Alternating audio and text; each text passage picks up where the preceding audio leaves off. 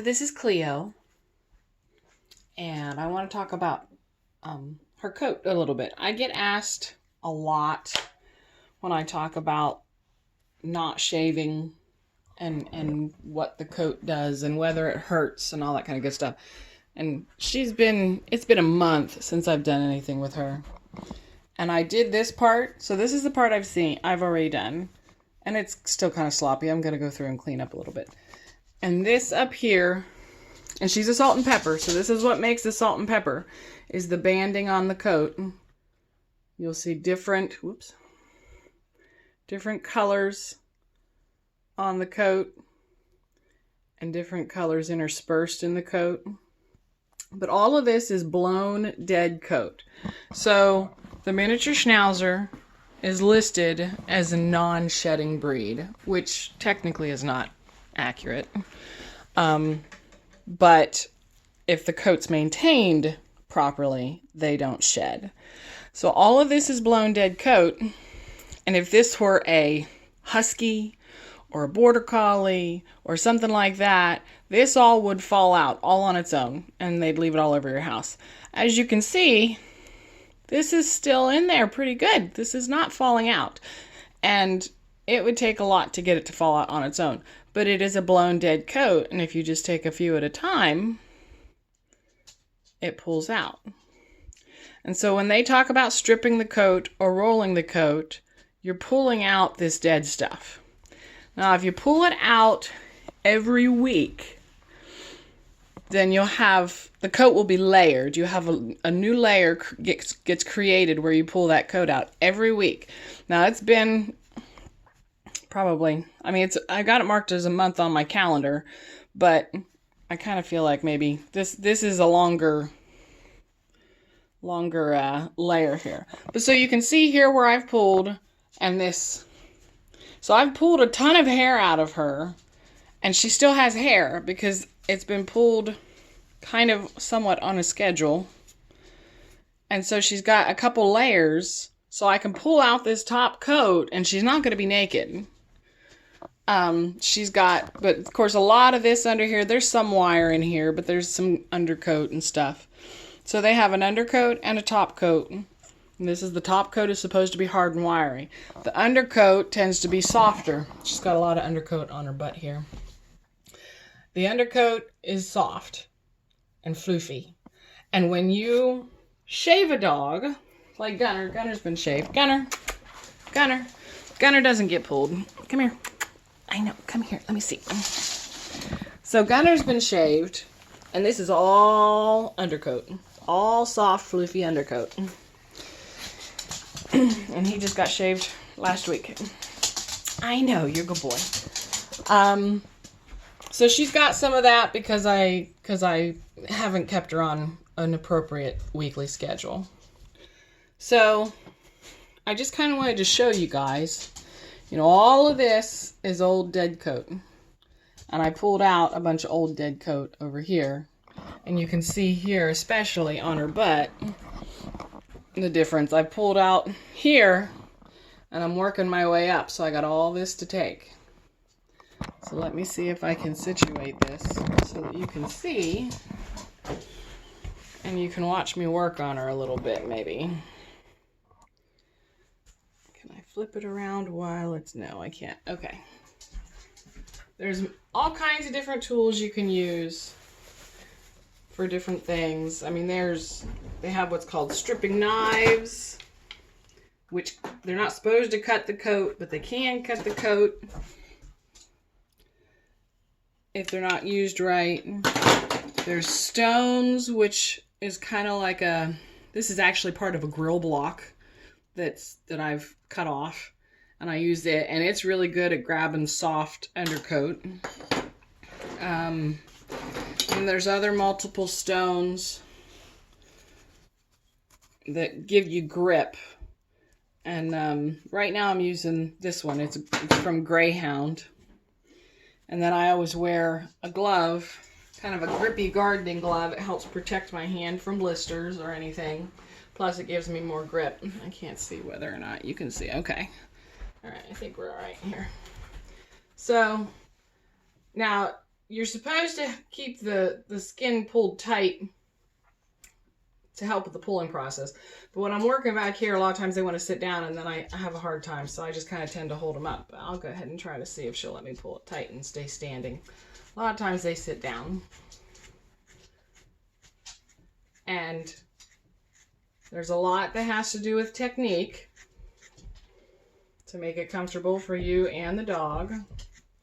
And I'm still learning a lot, and probably a professional groomer would watch this video and shake their head and say, why is she making videos when she doesn't know what she's talking about?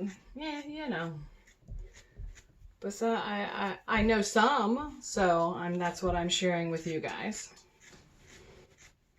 Good girl.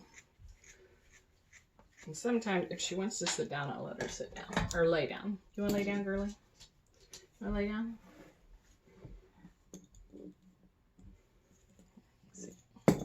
And when I'm doing her sides and stuff, I'll actually flip her on her side. Let me see. Can you still see here? Ooh, if she lays down, I think she can. Go ahead, lay down. Good girl. Nope. Okay. That's fine. I'm high enough up. You can sit. Trying to see if you can see. I don't have it flipped. Okay, sit.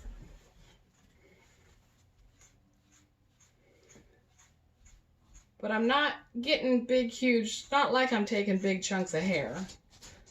I'm probably only getting 5 to 10 hairs at a time.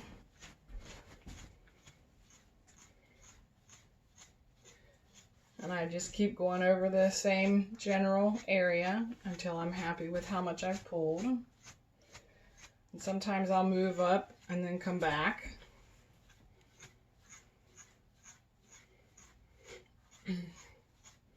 But she's perfectly comfortable. I'm not hurting her because of my technique. Now, if I was trying to grab big, huge honks of hair and everything, then yes, she might not think it's that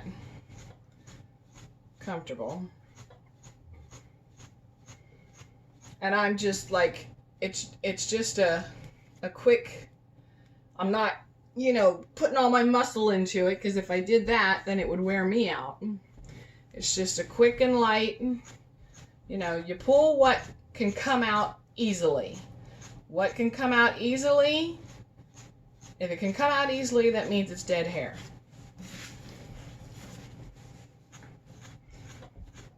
And if it doesn't come out fairly easily, then you leave it alone.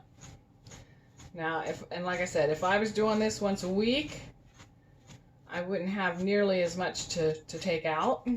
This is a lot of... If I was doing this once a week, she'd have a dozen different layers of hair. And whenever I'd pull, I'd only be taking about 1/10 of what you see. I wouldn't be taking nearly as much because the layers that were underneath the top wouldn't be dead and wouldn't be ready to come out yet.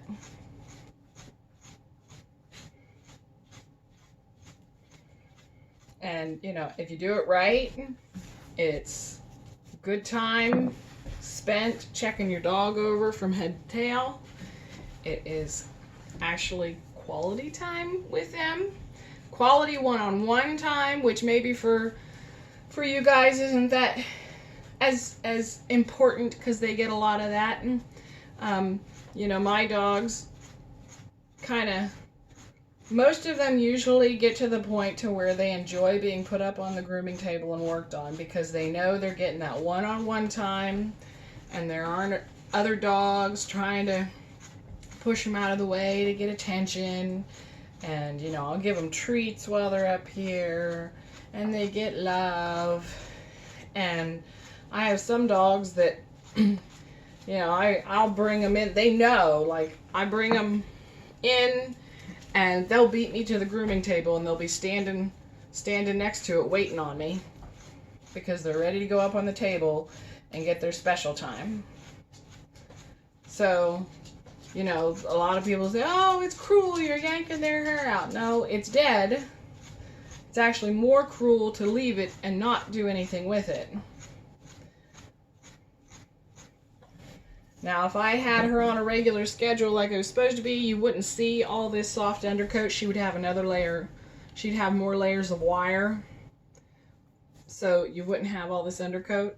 But, you know, I guess it's one of those things that, like, they say that this is healthier for their skin because whenever you're shaving them and leaving all of that, you're not actually pulling out dead coat. You've basically drowned out the hard wire, promoted the soft undercoat, and then if it's getting shaved off every 5 to 10 weeks without getting anything done to it, then, you know, I've heard a lot of people say that that's what causes the schnauzer bumps, and that's what causes a lot of your skin issues, because you're leaving all that dead hair in the follicle, and then it clogs and causes infections and stuff like that. So, you know, if you don't have a show dog, you don't need to keep them looking 100% all the time. And she's not a show dog, but I like the wire coat. I like the way it looks. I like the texture. I like the feel of it. Some people just like them soft. But, you know, she's never been shaved. Her head's been shaved. Her butt's been shaved. But her body has never been shaved. And so, you know, it's one of those things that, you know, I can be lazy because she's not a show dog. So, you know, so I'm pulling all this out. She'll have a whole bunch of soft undercoat for a little bit. And then she'll have new wire that starts to poke through. And then I'll pull all this soft undercoat will be ready to pull. And I'll pull it out and I'll have a nice fresh coat of wire underneath. So it kind of goes back and forth. I mean, you know, I can pull her once a month, or maybe even, you know, less, depending on how I want her to look and how much effort I want to put in. And I can still keep some wire. I can still promote good skin, healthy skin by pulling the dead stuff out. Even if you are going to shave them, it's harder because like you can use a coat to rake before you shave, but if you're shaving them pretty regularly and they're not they don't get the chance to really get kind of that long, then when you rake them, you might not get that much. It might not pull much, but you can rake them and pull out the soft stuff still. But so she's got this soft stuff. I raked her with a different thing before I started pulling, and now I'm going to rake her with this. It's a little bit finer. And then I'm going to show you what we got going on here.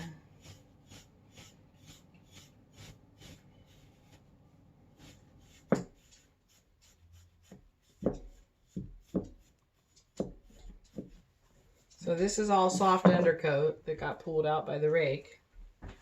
Let me see.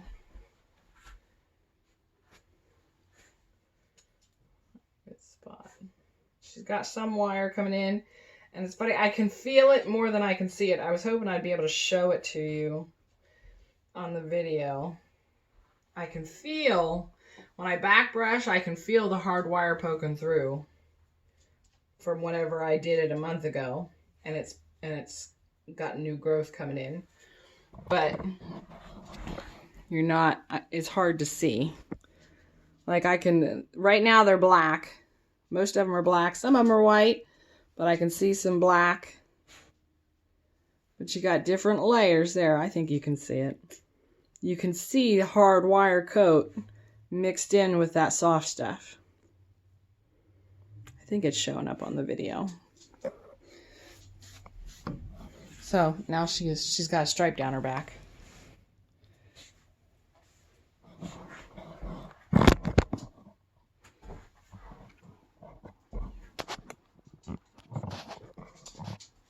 Good girl. So again, you know, if I were to do this weekly, you know, this is going to take me some time because there's a lot to pull.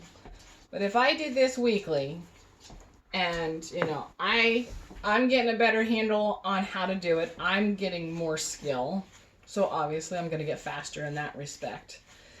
And then if your dog cooperates and is happy to be here, you know, I know people who can work their dogs weekly and they spend half an hour tops. And they're done. They're done for the week for their coat work. They've got a beautiful wire hard coat. And some people prefer the feel of the soft undercoat. They say, oh, they're velvety and they're soft. And yeah, they are. But that soft coat also collects more dirt. It's not as waterproof. It doesn't insulate quite as well. So, you know, again, I'm back to kind of like, for me, it's, you know, I like the coat, and it took me some time to get used to it because I had shaved dogs forever. But once I got used to it, now I prefer it. And I can say that I have never had a dog that was here with me that has ever had the schnauzer bumps and skin issues that the breed's prone to. Now, have I just been lucky? Has it just been the genetics? Or has it been the type of care that I'm doing? And, you know, even the dogs, the small handful of dogs that I still groom for other people, before I shave them, I am brushing them. You know, I'm raking them, or I'm using another brush that I have to try to pull out some of the dead coat. And again, it's not going to take a ton of it, especially if you're having them done super often and you're keeping them nice and slick, because that's, you know, that real short hair just doesn't have a tendency to grab as well. But I do still try to do some. And those dogs, you know, they'll be mostly soft, but they'll have a little bit of wire coming through that, you know, by the time they come for their grooming appointment, I can see it, but then once I shave them, you can't really tell it's there.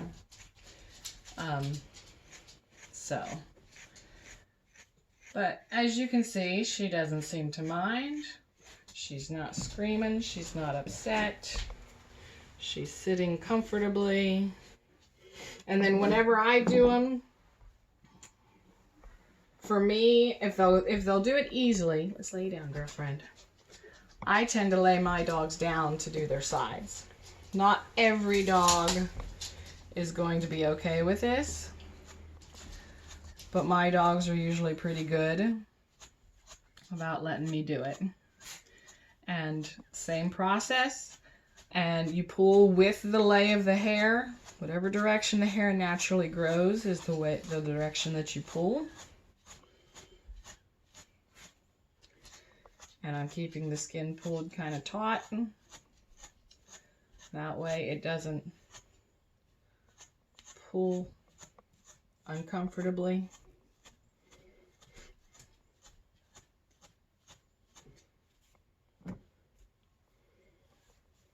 And I keep a trash can close by so I can throw the hair that I've pulled away. Some people, you know, if they're rolling a coat, especially for show, and they're really trying to be meticulous, some people will leave the hair up on the table and they'll make piles, like a pile for the center, a pile, and then a pile for each side. And their goal is for each pile of hair to be about even.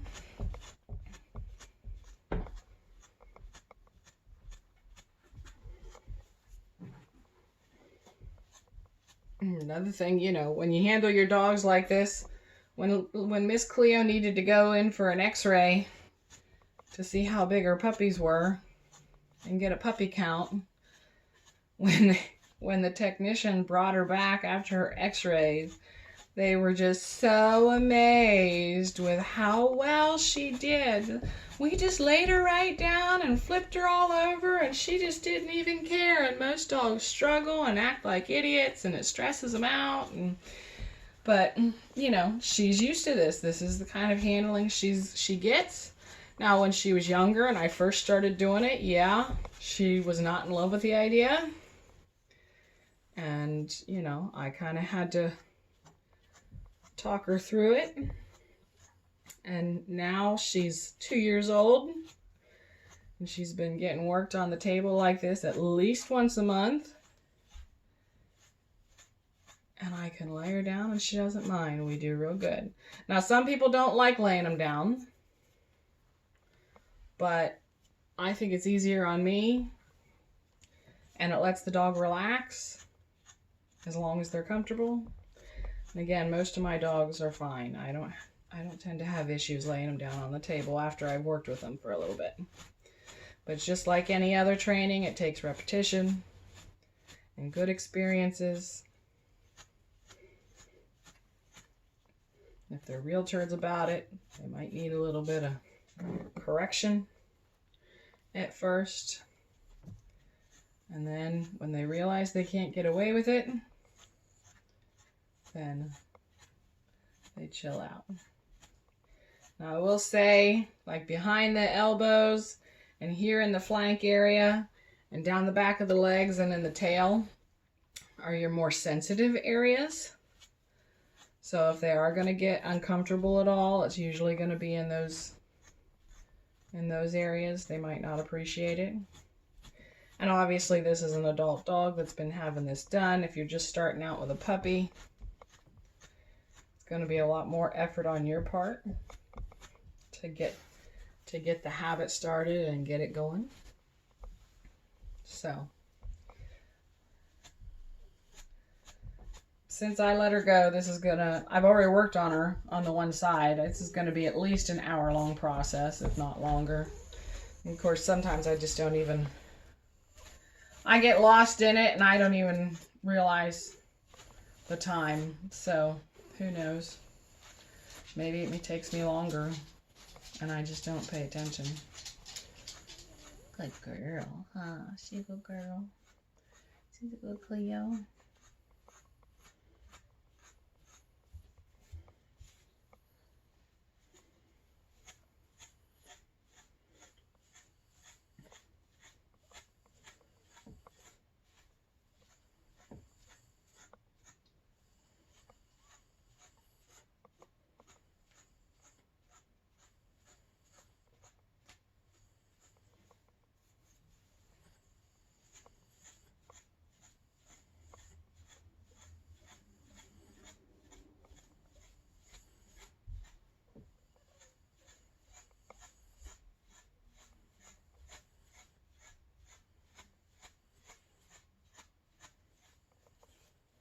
And different dogs have can be a little bit different hair-wise. Some of them, the hair will pull out really easy, and other ones, it wants to stick, and you have to put more effort into it. So some of it can depend on your dog and what kind of coat they've got. She's fairly easy.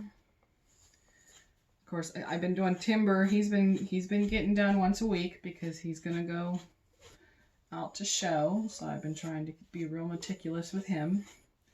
He gets done every Tuesday. It's Timber Tuesdays in this house. His coat gets done every Tuesday. And his coat pulls so easy. It's unreal. It's a phenomenal coat.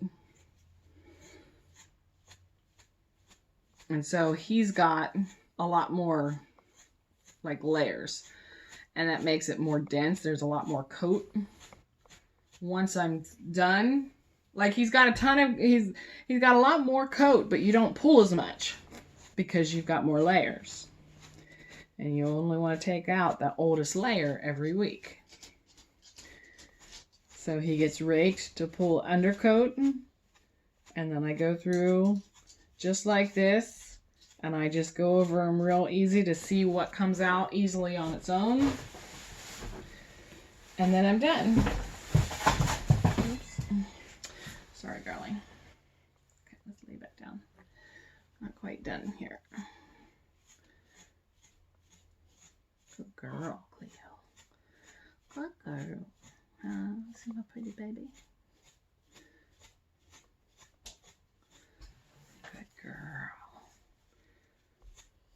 And there's, like I said, there's different tools. The technique is pretty much always the same, regardless of what tool you're using. If you're using the stone like this, you cannot cut the hair. You can break it, but you can't cut it. You get into some of those knives and it'll look like you're making progress, but you're actually cutting the hair, and that's not doing you any good. So if you get a stone like this one, you're not going to cut. And regardless of which tool you use, you always want to keep everything here straight, and just like so. People will use their wrist, and that will break or cut the hair, and that's not what you want. So you want to make sure you keep everything nice and flat, and you're not twisting anything in your wrist.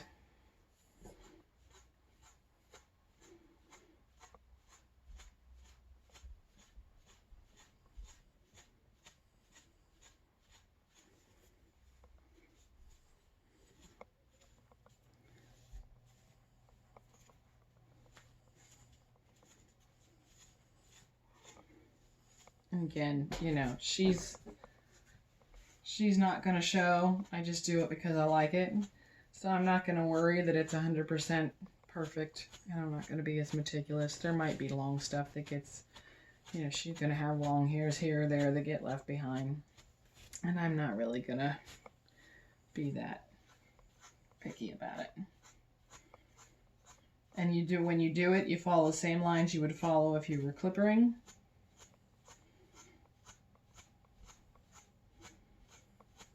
Of course, I see a lot of groomers that don't use proper lines for a miniature schnauzer to begin with, so they would not be doing it right. See a lot of groomers that will do them like a Cocker Spaniel, where they just they shave the top and leave this all hair, and then they leave it long. And that is not appropriate for the breed at all. Yes, we do, you know, have a tendency to do the longer furnishings on the legs, and depending on the build of the dog, we'll leave a little bit of a skirt. If it's a really nice, big, full-bodied dog, there really isn't much of a skirt. You pretty much go all the way down. If I see a big, long skirt on a dog in the show ring, it usually tells me that it's a very kind of a wispy, thin-bodied dog, and they've left that skirt on there to try to create the illusion that the dog's got more to it, more substance than it actually does. And I don't like it. But you go leaving all that long hair on them, it's not breed appropriate, and it's a lot harder to take care of. Same with the big chest.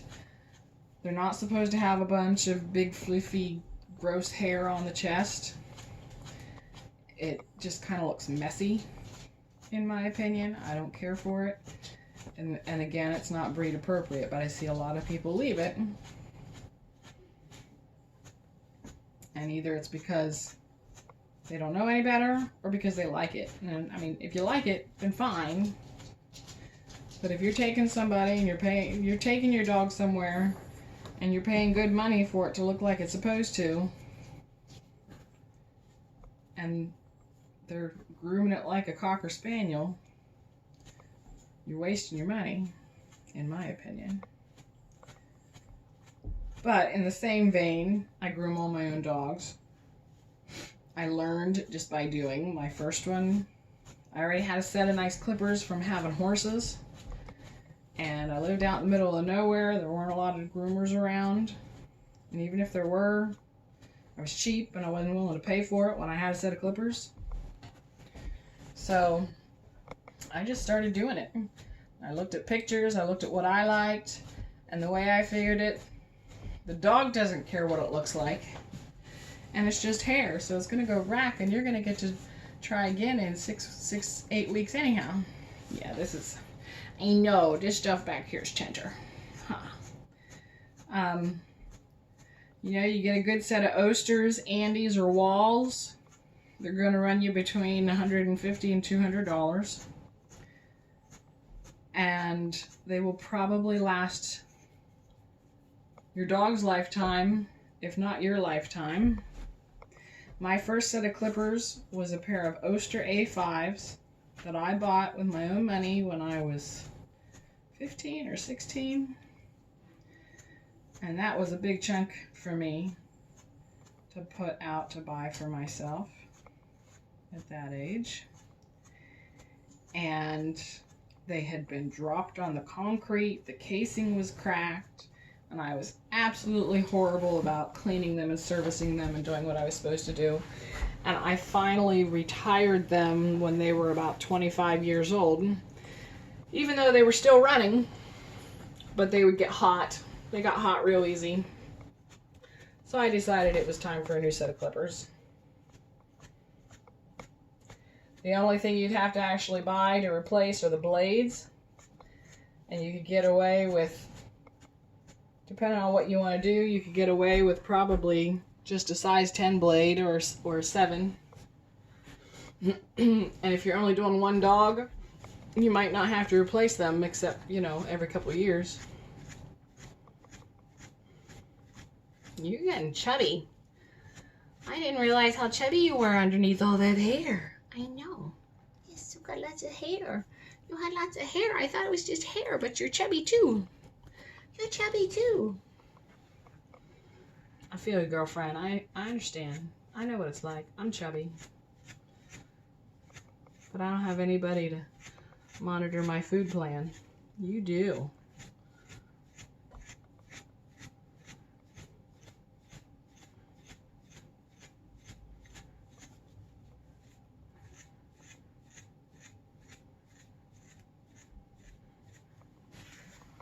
Woo! Whoopsie. Whoopsie. Okay, girlie.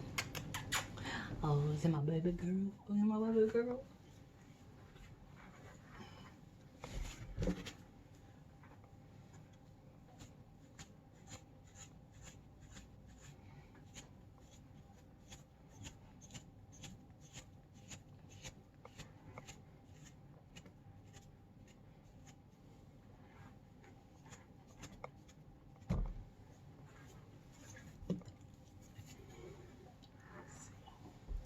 The hardest part for me is the chest. I hate working on the chest. And it's probably the least favorite for them too, because I usually end up putting them in funky positions so that I can try to work on them. So sometimes the chest I'll still end up kind of shaving. I'll pull